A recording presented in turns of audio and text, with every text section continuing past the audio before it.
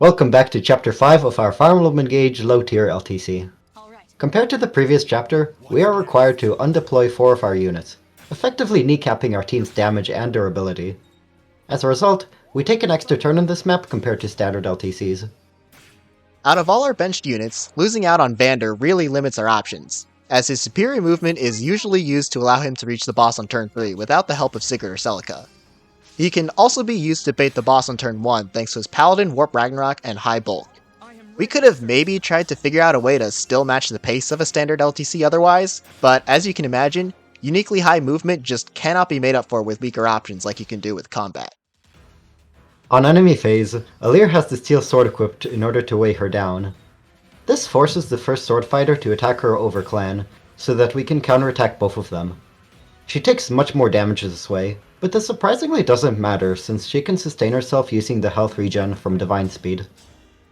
Clan uses Echo to kill the middle sword fighter, as he gets a small class bonus to his damage and an additional chain attack from Boucheron. He needs at least one of these 2 chain attacks to land here. Clan gains his second level up, and he still doesn't get magic. So sad. Boucheron will kill the right sword fighter, though perhaps we could have had Boucheron and Etier switch roles here, since Etier should yield a slightly higher hit rate against him. In general, if there's a way to avoid having to attack with Boucheron, we'd prefer that. Etier and Alear will combine to open the door, so that Alfred can barely enter into Luch's attack range. Alear equips a rapier in order to one-round the Rider's Bane armor. She must dodge either the Axe Fighter or the Armor Knight, while the other attack is chain-guarded. Conveniently, the rapier gives her extra avoid, giving her about an 84% chance of survival here. Meanwhile, Alfred aggroes Luch forward, along with a bunch of other units around him. This role is usually done by Louis, but Alfred's totally got this, right?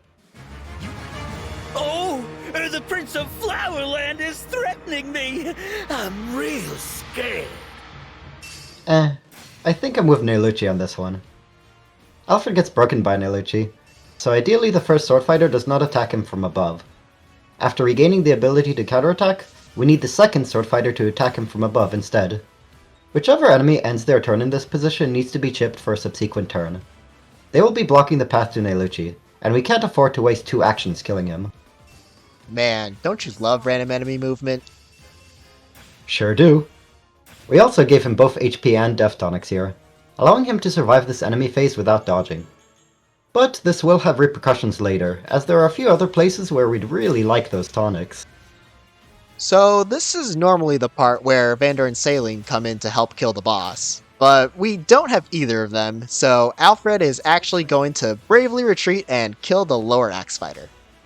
The boss will require a full team effort to take down, so we will wait for him to come into range.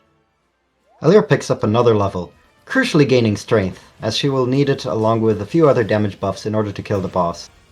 Clan then drags out his kill with a 1 damage echo, squeezing out a tiny bit of XP. Probably worth it since he will need to hit level 4 soon. While Alfred getting broken by Neluch may give off a bad impression compared to when Louis does it, it does end up helping Alear survive this enemy phase. If Alfred had chipped his sword fighter with Fence Alear, Alear would kill on counter and expose herself to a lethal follow-up from the Cavalier. While this could be avoided by having Alfred equip a Slim Lance, we do need the extra damage from Fence Alear on the other sword fighter. When enemies come down, the damaged sword fighter, Nelucci, and the monk will all be aligned vertically.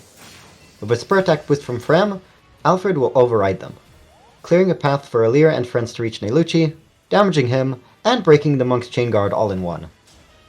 So remember when I said that Etier would tank an important big hit? Well, here it is. Okay, technically she dodged, but that would have been an epic face tank.